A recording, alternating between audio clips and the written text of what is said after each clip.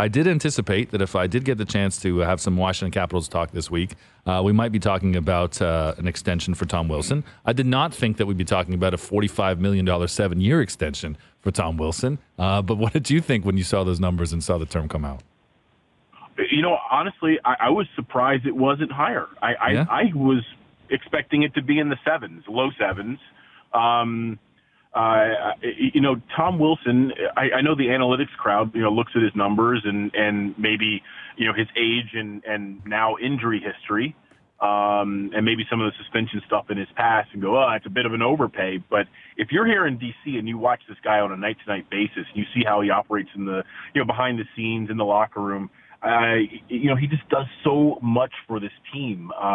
He plays on the power play, he plays on the penalty kill. He's your enforcer. He's your deterrent. Everyone's 2 inches bigger when Tom Wilson is on the bench, right, or on the ice. He'll fight if necessary. He can play with your top guys.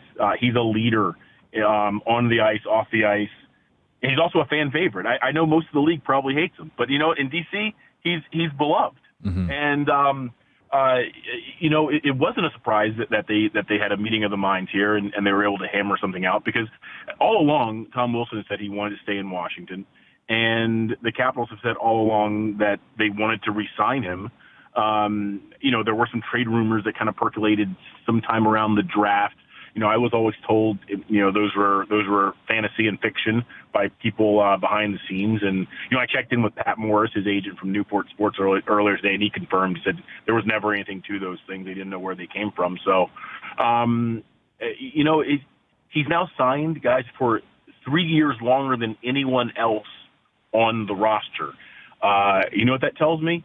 When Alex Ovechkin hangs up his skates, whether that's in 3 years or 4 years, whenever he does, I bet Tom Wilson is your next captain of the Capitals. Mm. Well, that's interesting. So you thought it maybe would be a little bit more of a lucrative extension, but on the other hand, this is a guy who will be in his age 37 season by the time this thing is over. Like, how do you figure his game is going to weather with age, given how he puts his body on the line? Sure. I think there's some concern there. I mean, there's no way you can look at the way he plays, how physical he is, the fact that he, is coming off a torn ACL. And, he missed a lot of time last year due to injuries. He came back from the ACL, and then he hurt his ankle blocking a shot. You look at the way he plays, and sure, you can look at it and go, on the backside of this deal, those last 3 years, that it may be an overpay. But, when you're signing these long-term extensions, you also got to worry about the here and now. And, as I was saying, Wilson, he's your first line right wing. And in talking to Pat Morris, his agent, earlier today, he made a very good point. He said, if you look at all the rumors that were percolating around the trade deadline, they were becoming a distraction for the player and for the team. They weren't in season, but, everyone hears them and it starts to bother people. If those things were starting to become an issue in July, imagine what those are going to be like in, say, November or December. So getting a deal done now, both sides felt like that was the best course of action. And, getting back to your question, could it be an overpay in those last 3 years? Potentially. But you know what?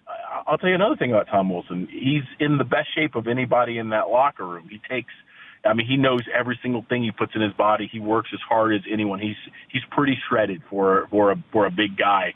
I bet it ages okay. And you know what? If he's your third line right wing 5 years from now, and the salary cap is now at $90 million, that's essentially in $6.5 million. That's a $4.85 million deal right now. Talking in $2029. Mm-hmm. It may not be an overpay. We always talk about AAV. General managers look at percentage of the cap, and if you look at what that cap could be 4, 5, 6 years down the road, maybe it won't age that poorly.